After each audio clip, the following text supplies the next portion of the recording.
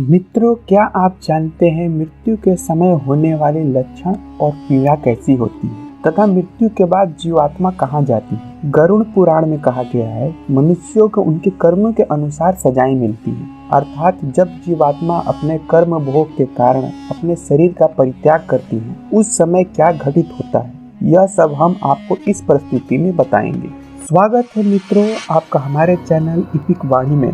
Video में आगे जाने से पहले चैनल को सब्सक्राइब करें और इस ज्ञानवर्धक वीडियो को अपने ज़्यादा से ज़्यादा मित्रगणों में शेयर करें। मित्रों, मनुष्य इस संसार में जन्म लेकर अपने पिछले जन्म में हुए पाप या पुण्य के किए अच्छे और बुरे कर्मों को भोगता है। मृत्यु के निकट आने पर वह आदमी परिवार के स्नेह की वेदना से होता हुआ परिवार के बीच में ही प्राण त्याग देता है। चेतन शरीर जब जड़ के समान हो जाता है और जब मृतक के प्राण कंठ में आकर अटक जाते हैं, उस समय मृतक के दिव्य दृष्टि प्राप्त होती है, जिसके द्वारा वह समस्त संसार को एकमय होकर देखता है और कुछ भी बोलने में असमर्थ हो जाता है। इस कारण समीप में आए यमदूतों के भय के कारण प्राण वायु अपने स्थान से चल देती है। उस समय मृतक का एक क्षण भी एक कल्प की तरह बीतता है। 100 बिच्छुओं के काटने से जो पीड़ा होती है, वैसी ही पीड़ा प्राण के निकलने के समय होती है। यमदूतों के भय से उस जीव के मुख से लार आदि सब गिरने लगता है।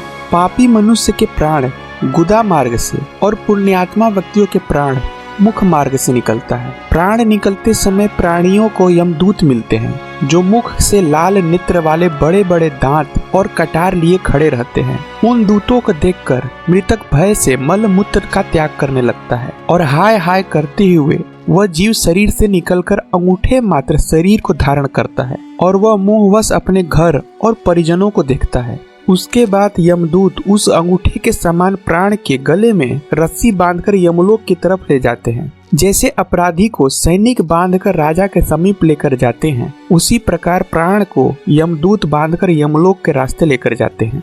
यमलोक ले जाते समय यमदूत बार बार नरकों में घटित होने वाले सजाओं को उस जीवात्मा को सुनाते हैं और जीवात्मा को अपने जीवन में किए गए पापों और पुण्यों को गिनाते हैं। वह कहते हैं, हे दुष्ट, तू शीघ्र चल, तुझे यमराज के घर जाना है। शीघ्र ही हम सब तुझे कुंभी पाक नामक नर्क में ले जाएंगे। उस समय जो मनुष्य दुर्वात्मा होते हैं, उसे यमदूत रस्सी से जकड़कर मारते हैं और जो मनुष्य पुण्यकारी होते हैं, उन्हें स्वर्ग के पार्षद अपने लोक को सुख पूर्वक लेकर जाते हैं। उन यमदूतों के धमकाने से उस प्राणी आत्मा का हृदय टूट सा जाता है। भय से कांपते और अपने जीवन में किए गए पापों को याद करते हुए उस जीवात्मा को मार्ग में कुत्तों से कटवाते हुए ले जाया जाता है। जब वह मार्ग में भूख और प्यास से पीड़ित हो जाता है, तब उसे सूर्य के तेज और वायु के वेग से तपते हुए रेगिस्तान में चलाया जाता है। वह छाया और विश्राम रहित मार्ग में चलते चलते शक्ति क्षीण हो जाता है।